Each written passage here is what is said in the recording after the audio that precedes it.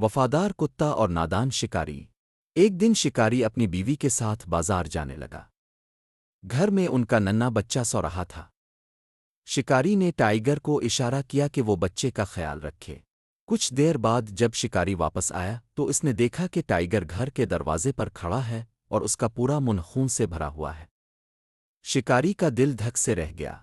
اس کے ذہن میں برا خیال آیا کہ شاید اس کے پالنے والے کتے نے ہی اس کے بچے پر حملہ کر دیا ہے۔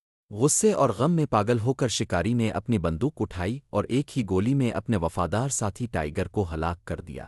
جیسے ہی وہ روتا ہوا کمرے کے اندر بھاگا تاکہ اپنے بچے کی لاش دیکھے، وہ یہ دیکھ کر حیران رہ گیا کہ بچہ سکون سے جھولے میں سو رہا تھا اور فرش پر ایک بہت بڑا زہریلا سانپ مرا ہوا پڑا تھا جس کے ٹکڑے ہوئے پڑے تھے۔ شکاری کو اپنی غلطی کا احساس ہوا۔